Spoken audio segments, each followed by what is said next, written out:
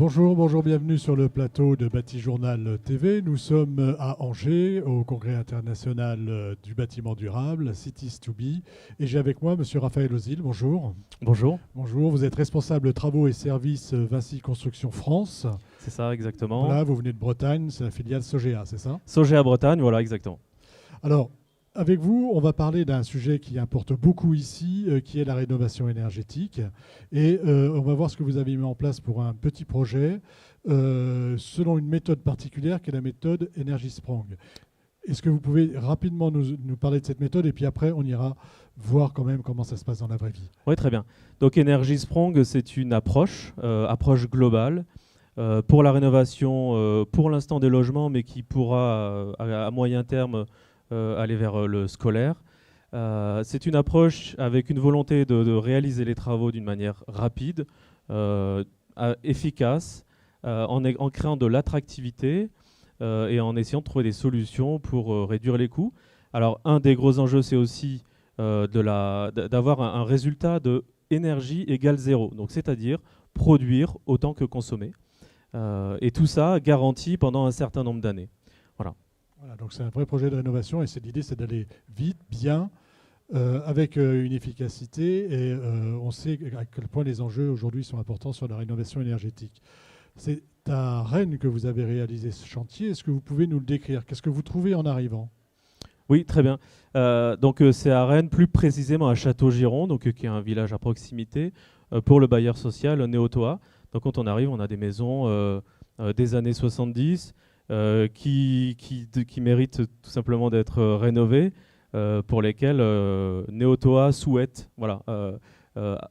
appliquer C'est cette méthode Energy Sprong dont on exactement. vient de parler. C'est une demande du maître d'ouvrage. Le maître d'ouvrage voulait absolument faire ça. Donc comment ça se passe? Comment vous abordez, vous, ce projet?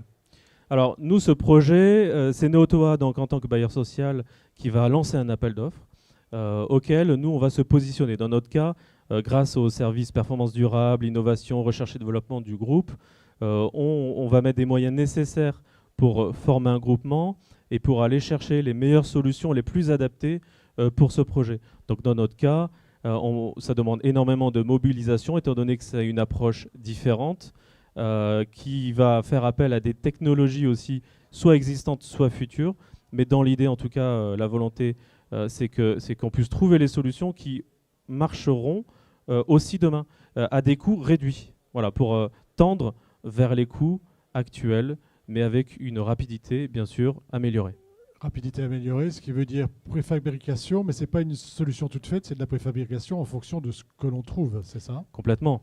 Et donc, c'est vrai que nous, sur ce projet-là, la préfabrication des façades se fait en fonction d'un état existant. Cet état existant, il est mesuré de différentes manières aujourd'hui. Et nous, sur ce projet, on a souhaité comparer 3 solutions. Le relevé manuel, où deux opérateurs vont avoir 2 résultats différents, mais aussi le relevé 3D laser ou le relevé 3D drone par photogrammétrie. Voilà. Donc ces trois technologies ou ces 3 moyens de mesure, on les a testés sur cette opération pour voir un peu quels étaient les résultats qu'on en ressortait. Donc, et ces résultats, voilà. Ça veut dire quoi? Qu'on a choisi une des 3 solutions qui paraît la plus simple ou la plus efficace, en tout cas, pour ensuite prévoir le projet. Alors, dans notre cas, on a testé les 3 en réel. Et on a pu déterminer que le laser 3D est très intéressant pour les logements dits de plein pied ou plutôt bas. Par contre, le drone nous permettait aussi d'avoir de l'accessibilité pour des logements, par contre, plutôt collectifs. Voilà. Et dans les 2 cas, on arrive à avoir énormément de précision qui permettent du coup d'avoir des plans plus précis. Voilà, vous avez une vraie connaissance de l'existant. Complètement. En fonction de son évolution dans le temps et pas forcément du plan de l'époque. Oui. Sur les travaux qui ont été réalisés, on a fait toiture, on a fait façade et on a fait énergie. Alors, parlez-moi d'abord de la toiture et de la façade. Ok. Donc, dans les 2 cas, on a respecté l'approche en mettant en place des éléments préfabriqués. Donc, les façades ont été faites avec une ossature bois, avec un isolant biosourcé en laine de bois, et ensuite tout un complexe de bardage extérieur métallique. Et puis, les façades étant intégrées, elles arrivent complètement terminées, les menuiseries extérieures étant intégrées, les façades arrivent complètement terminées. Quand on les pose, c'est terminé. La façade est quasiment terminée, mis à part les finitions des angles extérieurs, quoi, saillants. Alors, la toiture? La toiture, de la même manière, on est parti sur une solution métallique, donc pour avoir cette possibilité de dupliquer et cette rapidité de mise en œuvre.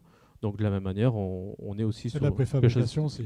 Alors dans notre cas, on n'avait pas besoin d'isoler la toiture, donc on est resté sur une couverture tôle assez simple, mais du coup on a la même solution de pose qu'une façade dite en sandwich, panneau sandwich. Voilà. Un panneau sandwich, une couverture panneau sandwich. Complètement. Alors il y a quelque chose de très intéressant, enfin que moi j'ai trouvé très intéressant, c'est l'aspect énergie.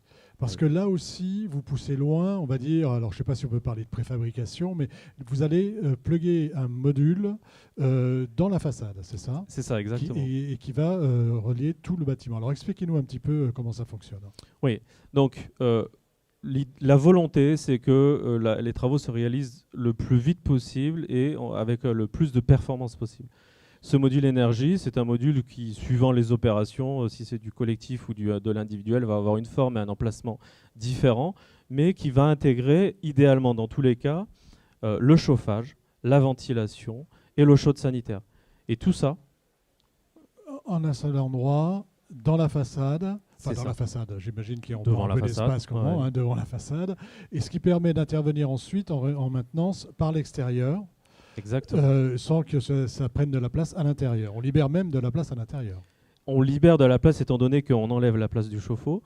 L'avantage qu'il soit à l'extérieur, c'est étant donné que nous sommes sur une garantie de performance énergétique sur entre 5 et 30 ans, mais l'idée c'est de 25 et 30 ans, pendant toute cette période-là, on ne dérange pas le locataire, on intervient directement par l'extérieur. Alors, on arrive au terme de notre échange. Moi, je voudrais quand même vous demander, les locataires, là, quelle a été leur réaction par rapport à ces changements qui ont été rapides, hein, rappelons-le. En fait, on a été un peu surpris parce que dès qu'on met en place les façades sur les logements, le locataire, le matin, il part, il a un logement, le soir, il revient, il en a quasiment un autre en fait. Oui, il a une nouvelle maison. Et c'est particulier parce que du coup, ça générait une gêne qui n'était pas toujours décrite, mais en fait, c'était comme si le locataire avait l'impression d'avoir déménagé. Et donc, sur le coup, c'est particulier, mais après coup, les locataires sont très satisfaits. Sont satisfaits. Complètement. Écoutez, merci d'être venu nous parler sur le plateau de Bâti-Journal TV de cette expérience. Hein, et je pense vous pensez que c'est quelque chose qui va se démultiplier? Complètement. Donc, a priori, demain, il y aura un petit peu plus de détails sur le déploiement dans les Pays de la Loire qui souhaitent vraiment travailler sur ce sujet-là. Travailler sur ce sujet de la préfa en réhabilitation thermique et rénovation thermique. Merci d'être venu sur le plateau de Bâti-Journal TV pour nous en parler. Une émission à retrouver sur notre site Bâti-Journal TV et sur le site de notre partenaire Cities2Be. Merci à vous. Merci.